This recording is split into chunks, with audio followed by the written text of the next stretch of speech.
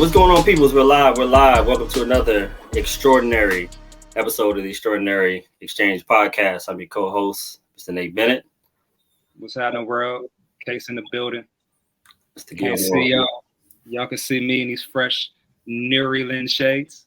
I want to welcome the good Dr. Juliette Nelson, to the stage, to the podcast for the second time. For the second time. Second time around. Run it back.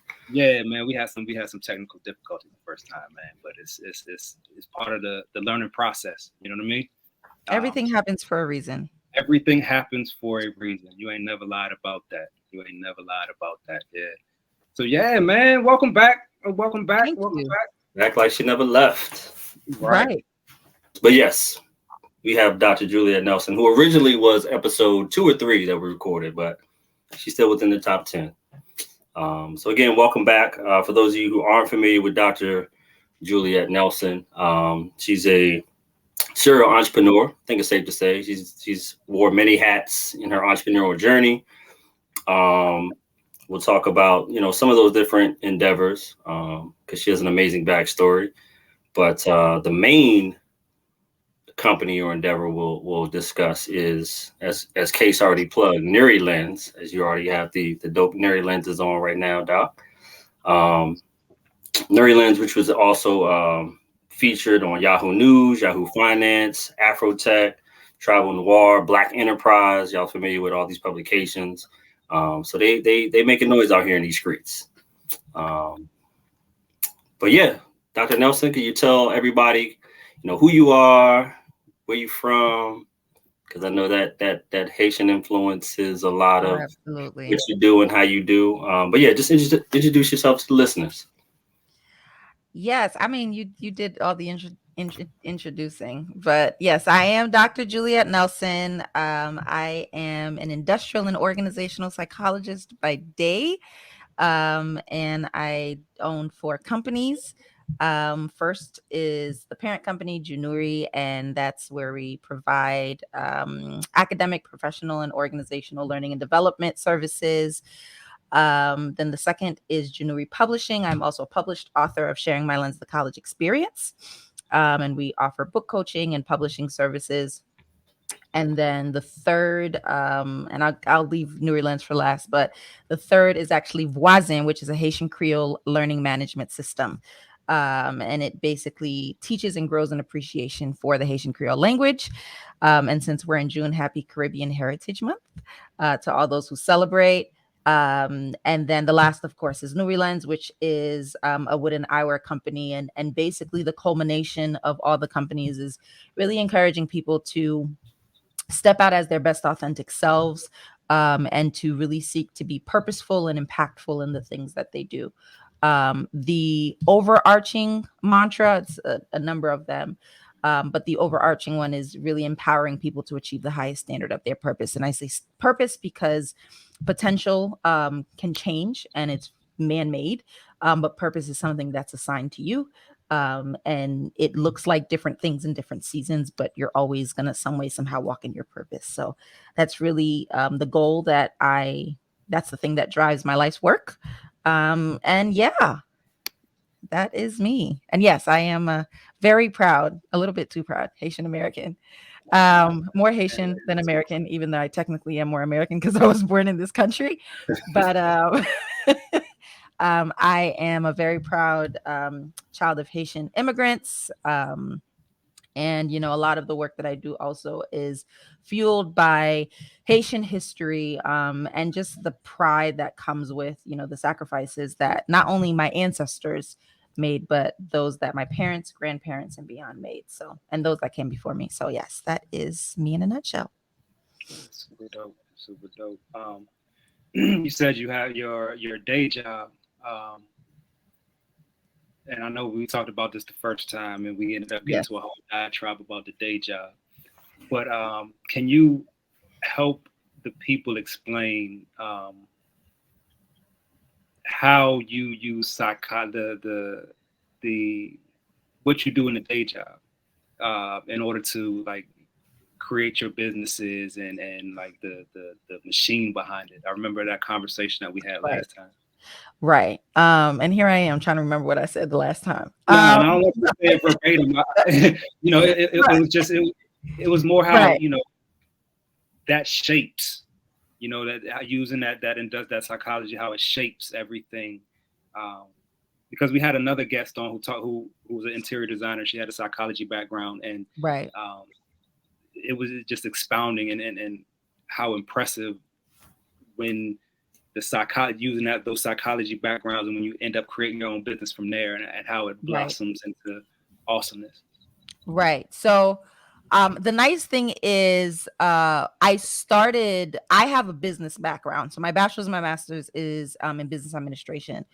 And psychology that started, I want to say, industrial organizational psychology that started in like 2018. And really, I think part of the reason of me going into it is because I had so much of this business background. I was like, okay, how about I understand the human behavior aspect, right? Because that's really psychology. It's the study of human behavior. And so what happens is when you focus so much on the behaviors, on the attitudes, on the needs, you start to look at your customers, you start to look at your clientele, you start to look at employees, you start to really look at everybody through that lens. And so I think in building my products and building my services, I'm constantly having to look at what are the needs? How do I create a need, or how do I meet that need? In business, they teach you that you're always having to create a need. In psychology, you're really having to identify needs that probably exist that you didn't know existed. So it's a culmination of collecting qualitative, which is non-numerical, and quantitative, which is the numerical data. Whether the qualitative is through observation, through conversations with people, through really collecting and conducting an actual study. But that's really what helps me kind of build and do the things that I do. I think people think I have these weird obsessions. So for example, I know we spoke about like the zodiacs. And I really don't care about like the horoscopes and all the predictions and stuff, but I'm very fascinated by human behavior. And the things that drive human behavior, or those little things that can inform human behavior. So again, that's really what helps me to build services and products for my customers.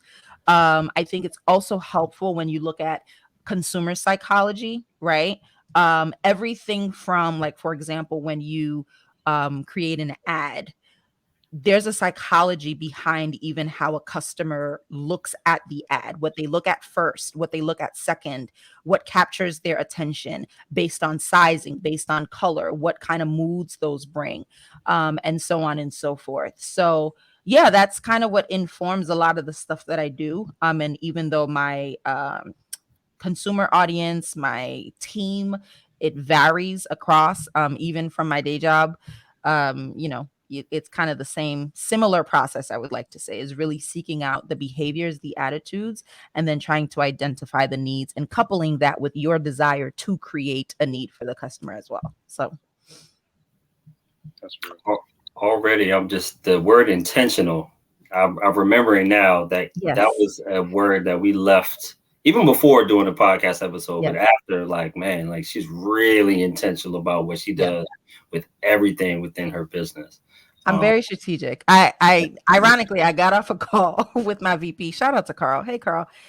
Him yelling at me because I'm so like over analytical. And he's like, listen, we just need to like look at it the way it is. And I think people, when they get things from me, it's because I'm constantly just, my brain is just going and going and going, but I'm always asking, what was the thought process behind this? If you use the color blue versus if you used teal versus sky blue, I want to know what the thought process was behind using the teal versus the sky blue. If you used Arial versus Times New Roman, what is the thought process? Why are we doing this? And I'll agree if you can, if you have a reason for it. But that kind of goes into the intentionality and how I drive people crazy.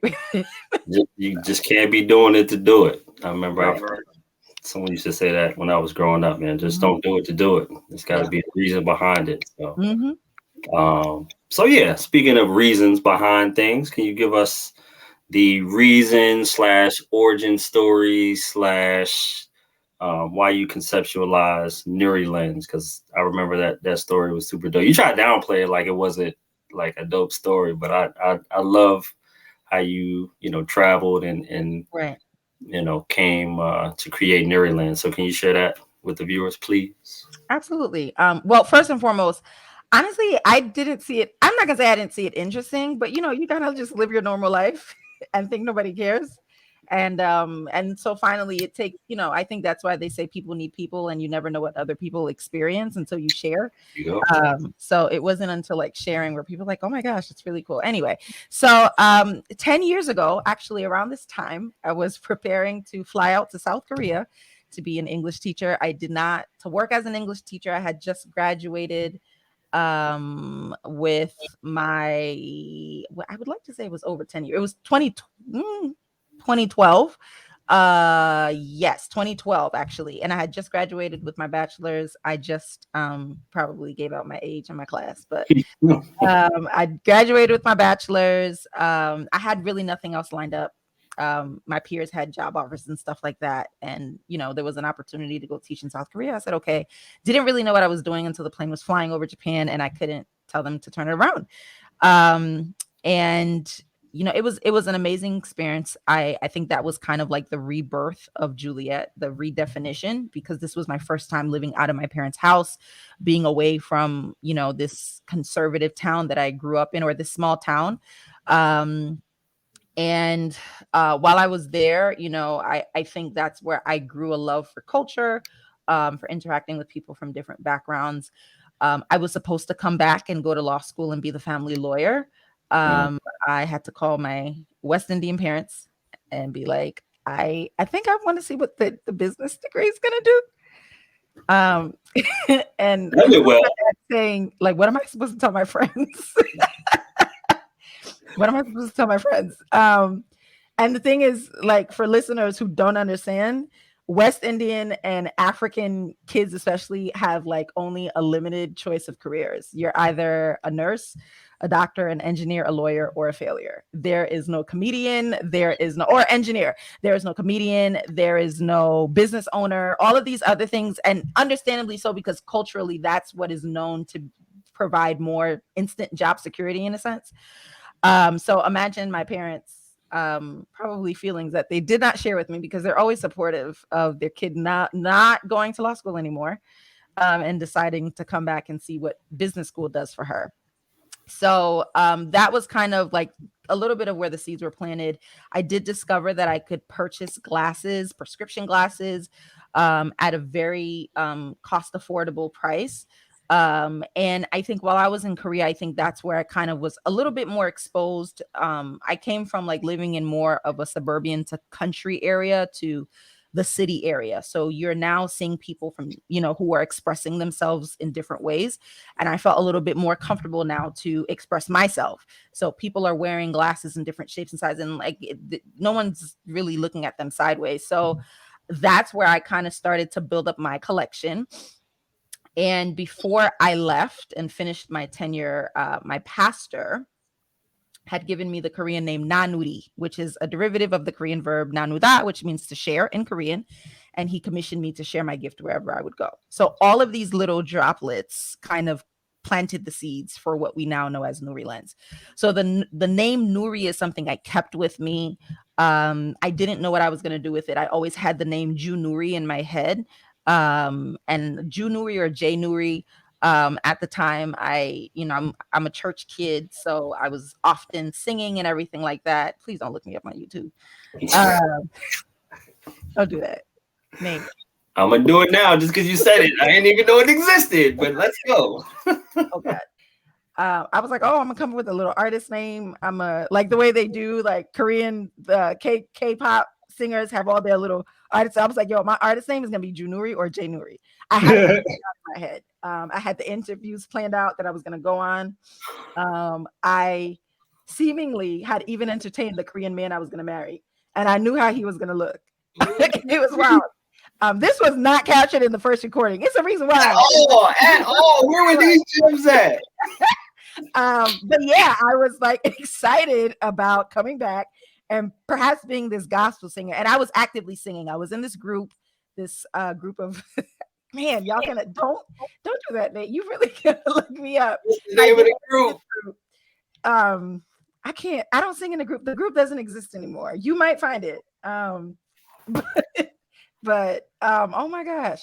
But yeah, I was, actively a choir director and singing. And, I even sang in Korea, at my church in Korean. So like it was a lot that I was doing. So I really had this thing in my head that I could perhaps become this gospel singer and go by the name of Junuri or Januri. Okay. So that's kind of the thought process. It died quickly. I would like to say that it died very quickly. It didn't populate. It didn't grow into anything more. But anyway, fast forward to, I would like to say 2017. My best friend at the time of almost 20 years, and I would like to say one of my best friends because there is one still living. He died by suicide. And that really shook me to my core. It was a very difficult experience. I think losing someone who passes away, especially if they're like the same age as you, that's already enough, right? I think when they die by suicide, it kind of throws you off, right? And I think that put me in a place of questioning my purpose, and really like what I was gonna do. And so by the end of that year, I ended up going on a fast, and out of that fast came Junuri, and that's where my life mantra came up with sharing my lens, because I loved wearing glasses. Yeah, I said, okay, this is it. And that's where I would share my passion, my purpose, my triumph, my struggle, in the way that I could. And so that birthed Junuri, and that's where I decided that I wanted to carry that commission to share my gift wherever I go. Ironically, my first logo, and that is, in the Publix, but it's a blinged out pair of cat eyeglasses. And I honestly would have people come up to me and they're like, oh my gosh, do you sell eyewear? And I'm like, no, I'm offering tutoring services and resume services. And I remember even praying and jokingly praying to God and being like, oh, okay, the next pair of glasses I buy has to be one that I designed. It was a joke. But the rest is history.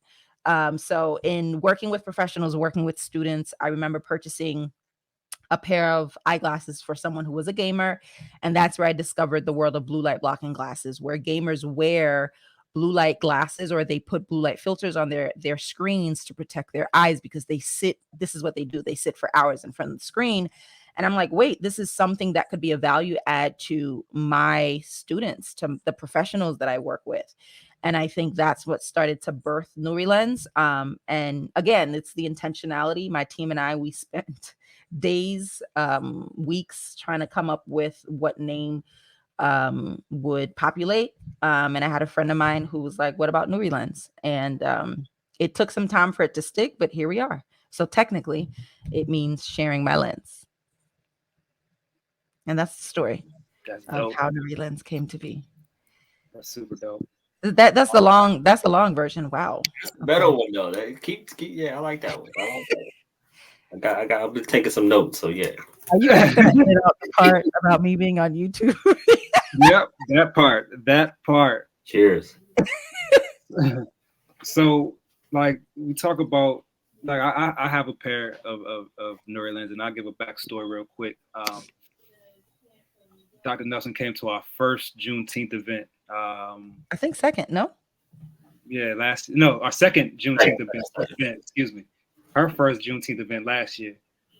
She joined us again this year for our Juneteenth event this year. Hope business was good. But like when I walked up to you, I seen the different shade, the different frames, and lifted it up, and I was like, man, there's something different about this. It's not plastic, it's wood. What makes the wood frame? Right. So I really didn't know what I was doing when I did the wood. I just didn't want my business to look like everybody else's, if I'm being honest. But again, I needed to have a reason why the wood was gonna, like, I needed it to mean something. Like, why are we doing wood? I get that it's different, but what does the wood mean? So wood has a spiritual significance for knowledge, wisdom, growth. So it's kind of like a tree that's deeply rooted. It weathers every storm, all types of weather, but it continues to grow. It continues to evolve, right? And our slogan in Nurilens is "See through the lens of your purpose," and it falls in line with that calling, right? Where we're encouraging customers to really envision their purpose, see their dreams, see their goals, and remain deeply rooted, be willing to grow in wisdom, be willing to evolve, be willing to heal, be willing to learn, as long as you know you're walking in that purpose and you're walking in that calling. So I think wood just became appropriate with the brand. Wood is also a more sustainable choice, and ironically, I grew up with a little bit of a bougie mother.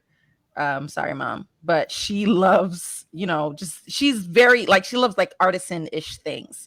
So anything that's wood, anything that's authentic leather, that's the thing that she likes. And so I think it was almost like a natural attraction that I had even to using the wood, because that's something I grew up in.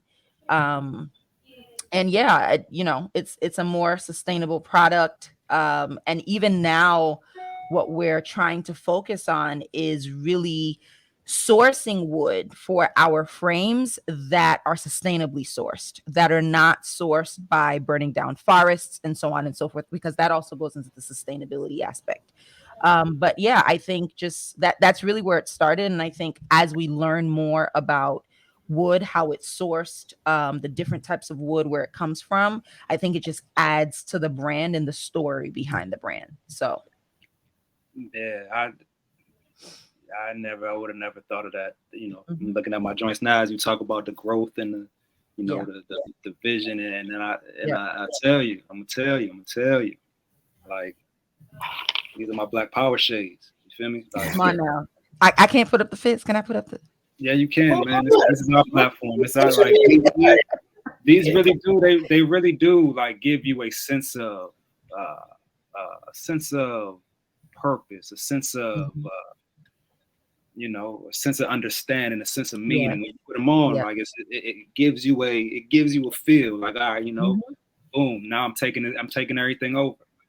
Yeah. And the ironic thing is when I put it on the models for the first time, I was like, wait, these frames look good on melanin skin. The wood, I really didn't. I'm just grateful and blessed of how everything in this business came together and how it continues to come together, because I'm still learning about Nurilens even as it evolves. But you, Casey, you sharing how it makes you feel, right? And that's how you're also, it's this confidence that it gives you in stepping out just as you are. And that's what I love about it. The way it really, it's almost like an accessory. It doesn't make the person, but the person makes it, in a sense, where their authenticity shines through the frames. And again, when you see some melanin skin paired with, the ebony wood or the zebra wood or the silver oak, et cetera, and to see how people's faces light up, I think that's something that makes me happy to see as a business owner. So yeah, I had to make a custom shirt for our Juneteenth event. I had some bleach on my shirt, so I had to customize my shirt by spraying it down, and ended up going with the frames, man. So perfectly. And just a little shameless plug, NBC4 News did a story on us, and Case was standing there front and center with his Nurilens on, like it was a Superman cape. Like, yeah, he was spitting like these questions to him, and he was just like confidently like, yeah, bam, this, you know what I'm saying? So, and then going back and looking at it, and looking at that interview and just seeing him, with the shades on, it was super dope. So yeah, y'all check that out. I'm sure she's gonna repost that. I will. Where your shades were featured all throughout the DMV. But it's interesting, like, as we segue, you're talking about storytelling. I was gonna ask another question, but I'd love to hear, we already know you have your target audience who you cater to, but you hear this term a lot of times in marketing and in sales, that facts tell and stories sell. So as you're sharing your story, how do you, without giving the whole backstory like that through your advertising, how do you share that story throughout the entirety of your marketing and your promotions and any advertising that you do, whether it be online or print or however you get it out to your audience? I think, yeah, and that's a great question. I think that's something that we're constantly right now, and we're in year 3, so we're constantly um doing, in a sense. We're constantly exploring and doing different things. I think for myself, I want I want to be able to speak without saying much, if that makes sense. Mm-hmm.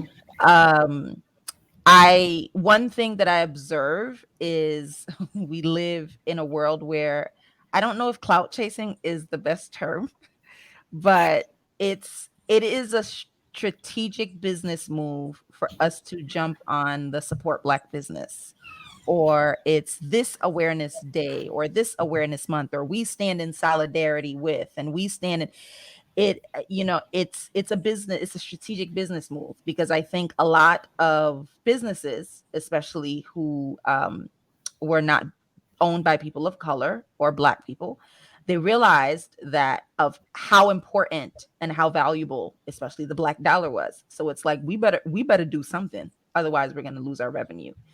And I've also observed how a lot of companies have caught backlash, right, for being exposed for the things that they don't do right, or trying to put up a statement that they are doing things right when they're really not. And I don't want Nurilens to be that. I don't want the stress of having to post statements, in solidarity of, just to maintain the audience, or whatever the case may be. I want us to be a brand that's just more authentic, right? So yes, we can stand in solidarity. We can recognize this appreciation month or this awareness month, but it's something that's already embedded in who we are and what we do. And so in our marketing, in our advertising, that's what we try to convey, right? Yes, we are a Black owned business, but we don't have to say it because our models are mostly Black, right? We're also West Indian, but I don't have to say much. But most of my team, if not all of them, they've descended from immigrants, whether they're Haitian or not. And we do strive on diversity, equity, and inclusion. And of course, we're a small company, so we're constantly having to look at what that looks like, right? In marketing, especially in advertising, how do we ensure that we are genuinely and authentically being inclusive of different people? And one thing for us was considering the fact that there are so many beautiful and different shades of Blackness, I'll say, right? So you have, when you're looking at like the Crayola box, you have everything to the lightest shade, because Black is king and queen, and it creates. I'm done. Okay, so that was the snippet of my wokeness, and I'm done with the science lesson. Don't stop. Talk that ish. Talk that anywhere. You could talk that here. Come on now. Talk that ish. We have Blackness. Those are the extraordinary exchanges we want. We don't want no basic exchanges. Go ahead, put these shades on. Talk that ish. Right. So we have Blackness to like the lightest shade and Blackness to the darkest shade. And so I know for myself, and as a backstory, I really didn't understand colorism. And I'm being very transparent about the fact that I was ignorant to it, right? I am not a light skinned person. Neither am I completely dark skinned. I'm just regular brown skin. I don't think brown skin was really a concept, when I was growing up. However, I grew up in a home where melanin was celebrated. So my mother, almost when she told me about if you were to go to Haiti or to Africa, and the way she described how rich our skin was, to me, it was like the most beautiful and pure thing, right? And so, growing up that way, I've always valued dark or brown skin. And so when I was doing, when we were selecting models and so on and so forth, for me, I was like, listen, I want the hair to be more coarse, the coarsest possible, and I want the skin to be as dark as possible. That's what I want, and I'm okay with those who say, listen, the people are too dark on this brand, I'm not going to support it. because how many times do we have to support brands where we're not seen? And it's not in a way of going tit for tat, but I wanted, that's what I wanted to amplify, right? Because again, when I grew up, I grew up to see brown skin and melanated skin as rich, as beautiful, as precious, as gold. But of course, working in DEI and learning and evolving, right? And also prioritizing that on my team and brainstorming with them, we also wanted to make sure that we are capturing the entire spectrum of Blackness, right? And we're capturing the different ways in which we're represented, whether it's hair, whether it's dress, and so on and so forth. And so in our advertising, in our marketing, that's something that we're constantly exploring how we can amplify and really put the beauty of who we are on the forefront. And of course, because we strive on vision and eye health, that's something we also want to look at. That's something we put in our messaging, right? Emphasizing the importance of eye health, especially in our communities, because there are not enough resources. There's not enough awareness that really tells us that our eye health and our vision health is important enough that we need to be proactive about it, not just reactive. So those are some of the different things that we keep in mind. But again, all of that goes into the intentionality of coming off as an authentic brand, right? Being willing to admit, hey, this is something we didn't know, this is something we didn't consider, and we're going to consider it, but not always having to react because we were trying to hide or we were trying to suppress. So yeah. And just as a quick aside, for those individuals who say, oh, well, I'm not going to support this brand because of that, we don't want them dollars anyway, so we're not tripping off of that. Anyway. Not all money is good money. We ain't tripping off that money. So. Not all money is good money. That's very true. Mm-hmm. That's very true. But I like all money. Do you offer any other products or services? And I guess in addition to the eyewear, is there like, is it just sunglasses and regular prescription, non-prescription, or is there any type of like new groundbreaking things that you might want to drop on the podcast and let us know about? Well, okay, so, and we're speaking about Nurilens, right?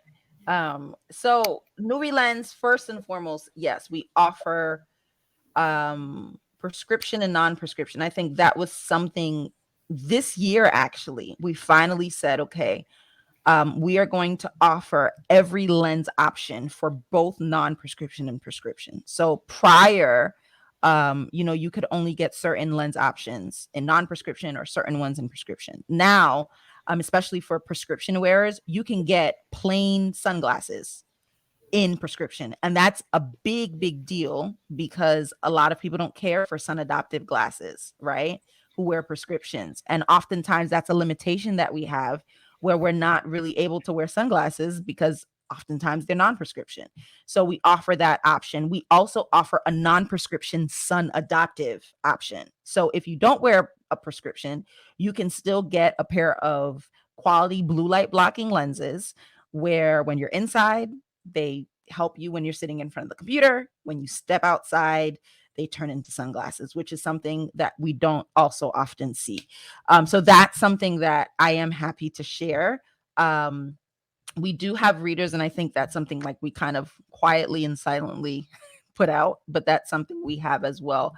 Now, in terms of services, we don't offer services outside of that, but I think more right now what we're working on is the mission, right? As I mentioned before, and to be clear, I'm a doctor in psychology. I'm not a doctor in opticianry, optometry, or ophthalmology. However, I do have eye health professionals on my team.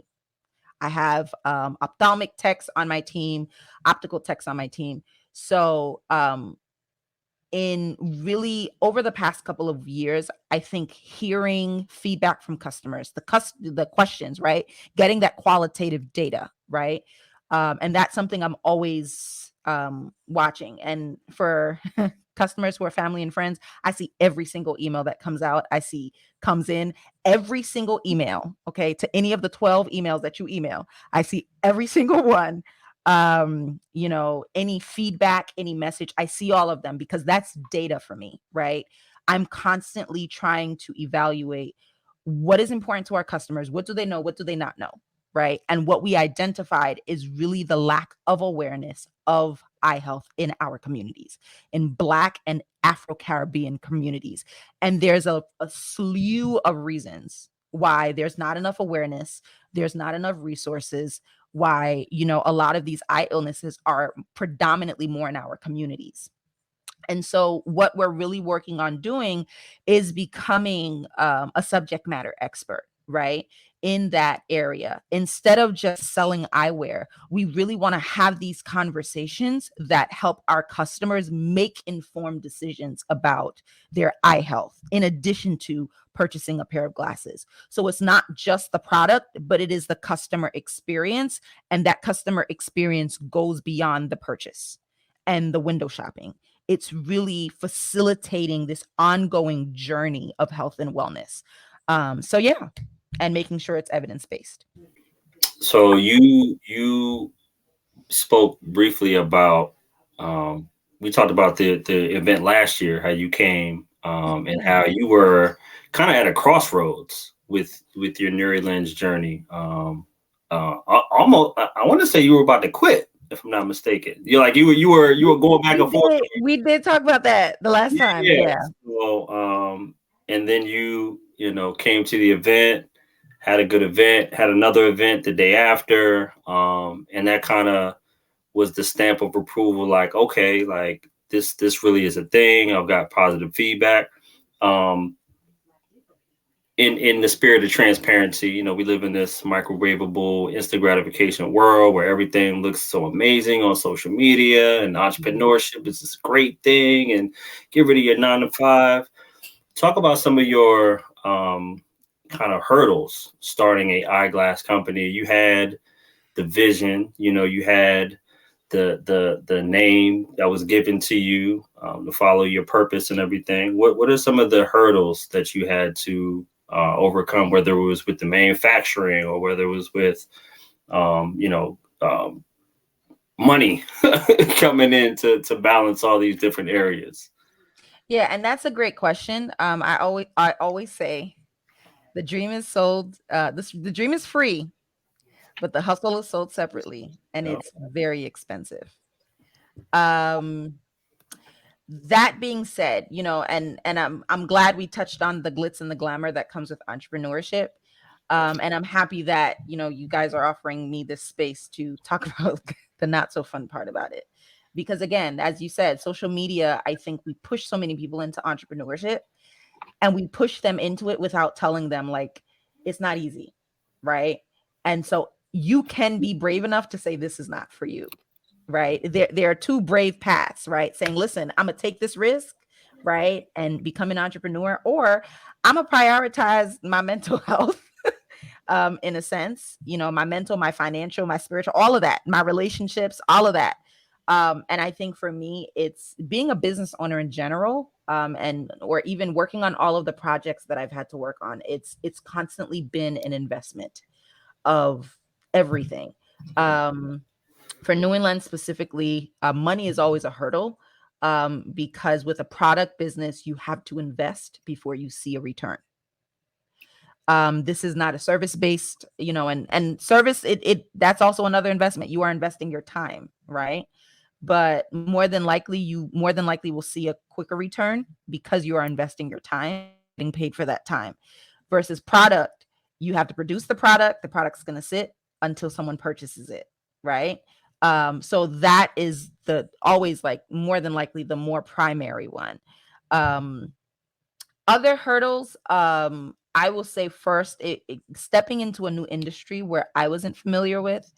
I came from the business world. I came from even learning and education, training, and so on and so forth. That was more of my niche. And now stepping into eyewear and managing a product, right? I was used to offering services, right? So now you're going into managing a product. That was a very new world for me, and that was also a hurdle because, especially with eyewear, compared to like your Facebook and your Google, where a lot of the information is public, right? On strategies and what they're doing. When it comes to eyewear companies and so on and so forth, a lot of them are private, right? And so there's a lot of data you don't have as much access to. And what I realize is when you're new, you sometimes don't even know where to look, right? And so I think that was a challenge for me, getting access to data when I'm brand new. Um, and then I mean, really figuring out what to prioritize, right? Learning your product. I think a product, any business is like and people should think of businesses like that. Companies are human beings, right? In a sense, they're their own beings. That's why you form an LLC, that's why you form a corporation. It functions as its own being, and it's going to grow. The brand is going to, grow on its own, and sometimes it's going to have its highs and sometimes it's going to have its lows. And as a business owner, right, or the parent, just like a child, right? It's gonna do what it wants, right? And both of you guys are dads, I believe, right? I am not a parent. There we are, girl. Come on now, girl dad. I'm not a boy or girl mom, and I'm proud. I have plants. Those are my children. My businesses. But working with children, you understand that kids are, it's a journey. There's a level of patience you have. You can't treat every kid the same way, right? In the same sense, with a business, you don't treat every business the same way. And each business has its different needs. It has its different niche. You can say, this is what I want. It might turn around and tell you, no, this is what I want, right? And one example was even my audience. That was another hurdle because I was like, oh, students and professionals. And so me at my young age, I was targeting a younger age of people who more than likely couldn't afford my product, right? I also had to deal with the hurdle of, why is your product so expensive? And I'm looking at Ray-Bans and the big dogs, Coach and everything, all the Luxottica companies that are hundreds of dollars and no one's complaining. But for little old Nurilens, why is it so expensive and why is it this price? But Nurilens had to turn around and slap me in the face and be like, listen, we are not targeting this audience. I need you to look at who's purchasing the product. And so we kind of had to, again, recreate that wheel and adjust to the needs of the business, adjust to the direction that the business was going. But again, when you're a very calculated person, sometimes that's difficult because no matter how much you plan, you still have to find a way to follow the direction that your business is going in. So I think as a business owner, for me, knowing my personality, that's often a challenge. And I think, yeah, as introverted as I am, and extroverted as I look, or seem, I think dealing with the people facing portion is also a hurdle that I'm constantly overcoming. Managing the separation of personal and business, or managing the customers who have more grace for larger companies, that are not owned by the same race or ethnicity or gender. Those that only support your business because you're Black, not because they believe in your product, and then try to hang that over your head. Remember when I told you not all money is good money? Yeah, that for me is a constant hurdle, because I think it's a natural thing, right? When we talk about the psychology of the customer, it's taught me, I will say, to have a lot of grace for customers and also small business owners. I'm constantly having to check myself, constantly having to go back to my therapist and be like, oh my gosh, I have to, it's that self-awareness of how do I feel as a business owner, right? And what, when I'm responding to my customer, I also have to put myself in the shoes of the customer, right? If I'm getting frustrated that the customer keeps sending emails, I need a status update on my frames or my prescription. I can't get mad because me putting myself in their shoes, it's like, no, I would ask the same thing. I would, you know what I mean? So that is a hurdle, because, you're battling the two or three sides, business, customer, and then you. So yeah, I would say those are some of the hurdles, but to summarize it, it's an investment of a lot: time, resources, relationships, physical, mental, spiritual, financial, all of it. And real quick, Case, before you ask your question, I look forward to, like, growing up. Around the time I met you, Case, like, labels were a thing. You know what I'm saying? High school, we very impressionable. Like, you had a label, it was the thing.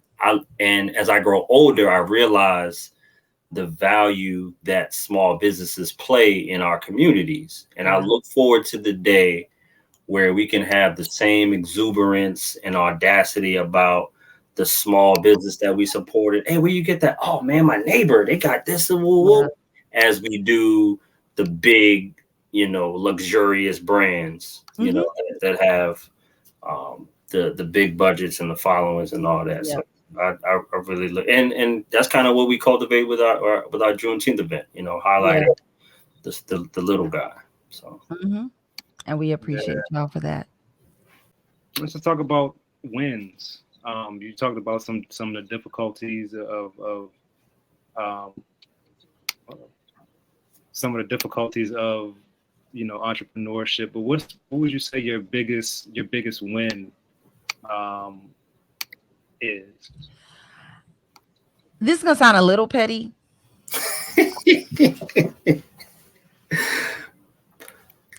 I think the biggest win is watching people flock to this expression of myself that once upon a time was shamed. And I think this is the first time, like, I think I'm getting emotional saying this. My frames, and I think people don't even realize that, I was laughed at so much for my glasses prior to Nurilens. People, I love my people, Haitian folk, but when it comes to like cracking jokes, remember the days of roasting people? Roasting. When it comes to West Indians, listen, we could give you a good run for your money. And the things people had to say, when I look back on who I was, right, trying to find myself, when you're younger, you're a teenager, you're a young adult, and you're trying to just express yourself. And I say this from a place of grace, not bitterness or anger. But when I look back at that young person, I'm like, man, she should not have heard some of these things, right? Someone coming to you boldly and be like, not these frames, never wear those again, never again. No, boldly, like, people telling me I'm wearing flat screen TVs on my eyes. New York frames. You see what I mean? Nate, you laughing. Nate can't even. Hey, we all got. But those are the New York frames. We all the flat screen TV frames. To whoever told me, those are the New York frames. The cat eyes that I was constantly, like, people are like, those are the best sellers, the best selling Montego Bays. And being asked to speak on podcasts with my story, which again, for me, I'm just like, listen, I'm a normal chick, kid, young adult person, surviving life like everybody else. But to see that there are people inspired, ironically, some of the classmates that I was bullied heavily by, coming back and saying you're an inspiration, I think that is the biggest win. And I did not do it. I don't do what I do for revenge. I don't do what I do to get recognition from any of these people, right? I know some people, and I understand that, being in that place where you have either people who felt like you weren't going to make it, or people who spoke badly about you or whatever. And you feel like you have to prove something to them. And I really didn't care to live my life like that. That's a lot of pressure. And I think I put enough pressure on myself. But I do stand in a place almost of awe and humility, almost, that, wow, little old me that, was bullied at a point in time, that was just trying to express herself through hair, right? I was constantly spoken to in a way of, don't wear your hair like that again. This is this and this is that. And now my hair is my signature. Like, if I had my hair all in black, I would not be recognizable. But all to say, all that, I feel like that's the biggest win. That is the biggest win. Just being able to almost for the most part be accepted or be okay with not being accepted by those who don't, and not feeling like I've lost anything for those same things I was constantly shamed about. Man, ain't no bigger victory than be able to spin the block on your haters, man. Like, I said I'm not trying to be petty, Casey. No. And we're not even. Casey might be, but I know I don't operate from a place of vengeful either. But, spin the block on your haters. There's a certain level of gratification that comes with that. And again, we don't really pay attention to haters, right? But you always know when they're watching. You always hear, right? And when I say, spin the block, it ain't like, hey, look what we doing, champ. Right. It's more like you see us. Yeah. You know what I'm saying? Like, respect what we doing, you see us. And that's the best victory it is. Yeah. Like, you see what we doing over here, man. You have fun over there. And that's the biggest victory, biggest win you can ask for. And I think it's a good lesson in authenticity.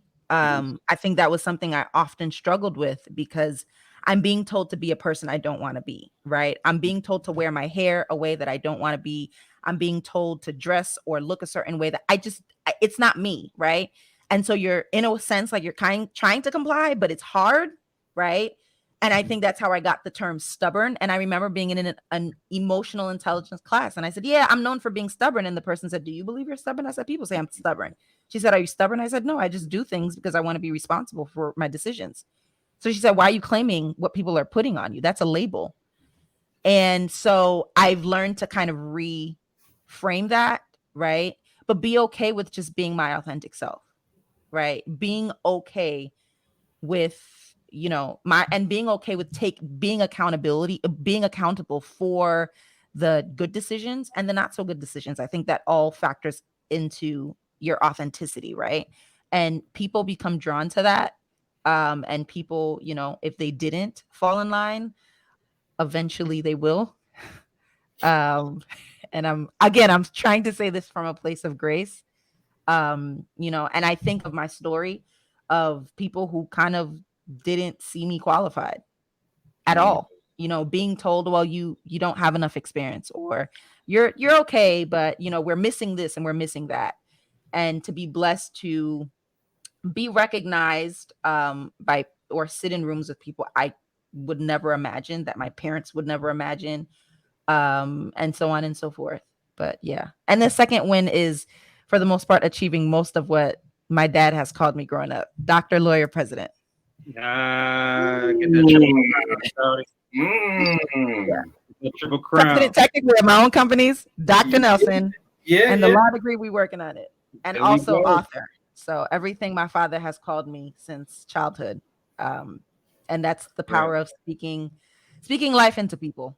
He's always called me Lawyer Juliette, Dr. Nelson, Dr. Juliette Nelson, President Nelson, and I always tell him, he introduces me like, oh, we're gonna speak to the United States, and I'm like, I'm not gonna be no president, not of these United States. Give me a different country, but not of these United States. But, to be fair, you can say that I'm the empress in my queendom. Yes, all four of them. So yes. I could talk about other wins, but I think that summarizes them all. Yeah, I thought you were going to give us something practical, like, oh, when I got my first, so my first pair of shades. Right. Nah, man, spin the block. Spin the block on the haters. Yeah. Now Casey gonna see me in public. I can't even keep a straight face. Spin the block, man. That's what they are. You think these people know what they said, or maybe they did, and they just like humbling themselves to try to act like that maybe you don't remember, the things that they said or whatever. But it's always funny. It's always funny seeing them come back and like, oh, for real? You rock with this? Because you didn't used to. You say that in your mind. You don't say it to their face, but like, salute. And you remember who said what? You remember exactly. So I'm gonna be petty. I've taken screenshots as we try to constantly validate who we are as an investment group because I run the social media. I take screenshots of people who neglect to rock with us at our event. Like, I'm doing something bigger. I'm like, oh, word? I bet. Something bigger? Screenshot. That's okay. And it's funny because I tell the fellas all the time, like I was just telling you, the money that people don't want to spend with you because of certain things that one never meant to be yours anyway. So if they not rocking with us, they're not supposed to rock with us. I'm not supposed to pay it no mind. But just for story's sake, you know, to inspire the little person coming after us who might get sidetracked by stuff like that. Like, no, this is what they said about us before. Now look at us. Right. And sometimes people really don't they don't follow clout chasing. I hate to say it. You know, people follow trends. And so when you don't appear to be the most popular, right? That's a perception. When you don't appear to be the most popular, people don't follow that trend. But what happens is when you start to grow popularity that you didn't ask for, all of a sudden, you know, people are asking and people are reaching out and so on and so forth. And again, you keep them in mind. And I'm similar to you, fellow Scorpion. You know, you it's not even from a low-key, they do say Scorpio is a little vengeful.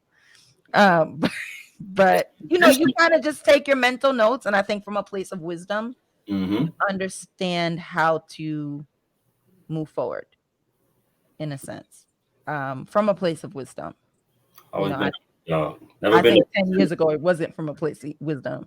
Yeah. Now I think, you know, when you apply wisdom, you're able to be like, okay, yeah. Facts. So as we kind of close everything and wrap up an even better episode than the first one. Forget that first episode. This went fire. What's the future for you and Nurilens going forward? And then tell everybody where they can find you at. I'm coming out with my new track, y'all, my new album in 2055. You getting the group back together? You getting the group back? Don't look me up on SoundCloud. I am not on SoundCloud. You getting the group back together though? That is not gonna happen. I mean, I can tell you that you can find Juliette directing the children's choir near you. They're gonna do the Y2K tour. Bring it back. They're gonna get the group back together. I see it now. Come on now.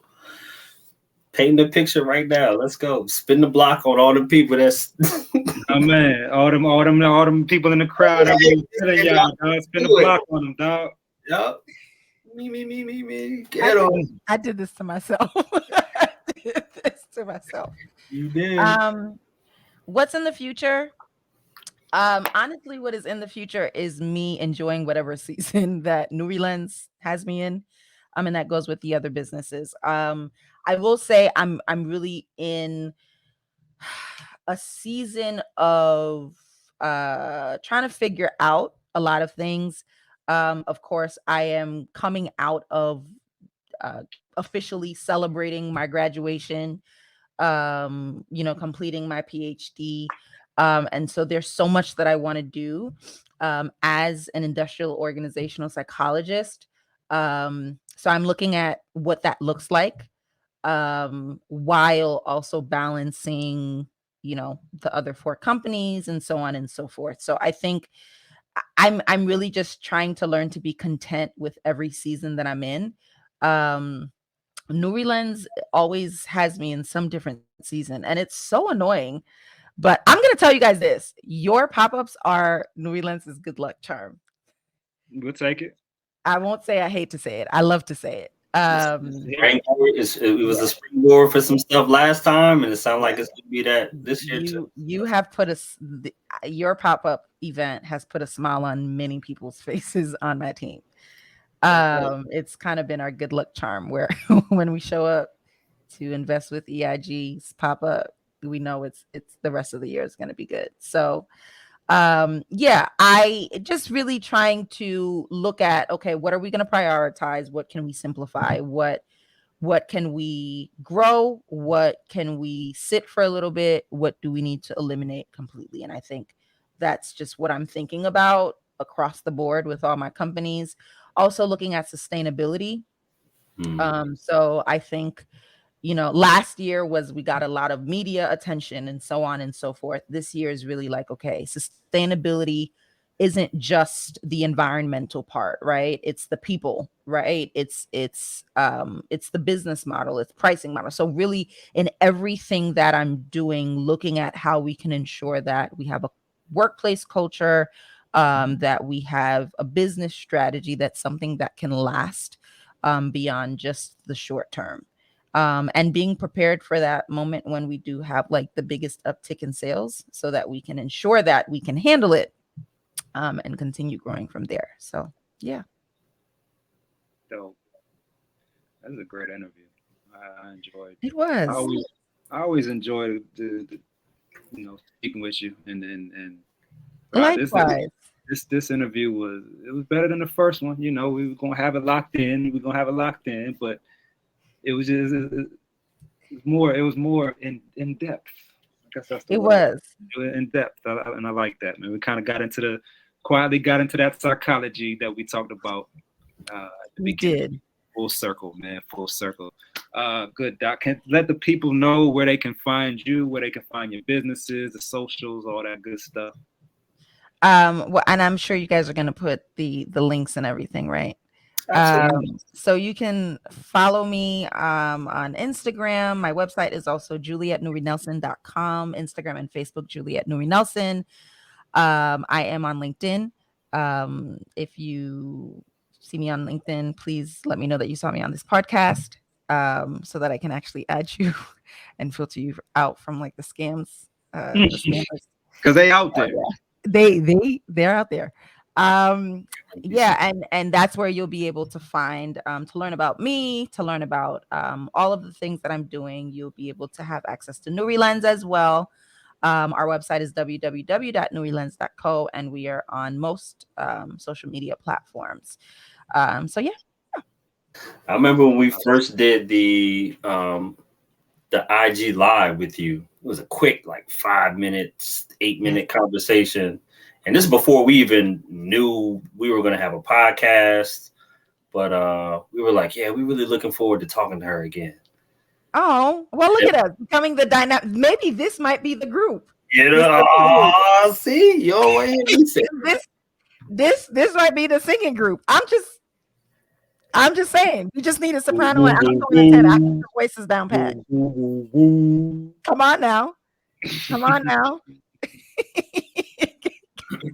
It's already warming up. I'm warming up the pipes, man. Get your ginger tea and your chamomile tea. You don't want to hear me. Nate, you just gonna rap. You're gonna be the Kirk Franklin. Hey, bars down. I'll lay some bars out there, man. You're gonna be the Jay-Z, the Kirk Franklin. That raps or talks. Do the spoken word, you know what I mean? Because we want to inspire. Wow. Yes, indeed. And that might be the word of the day, man. Inspire. Yeah.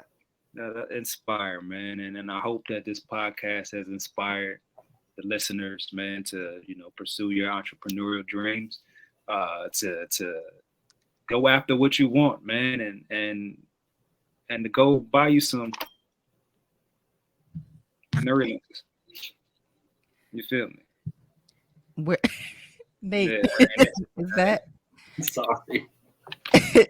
Nate knew we were gonna come for him, so yeah. He just I'll put in my order by the end of this week. Then, how about that? So next time the group congregates, we'll all have our Nurilens. The dynamic group, the dynamic trio. When we come out with our EP, there you go.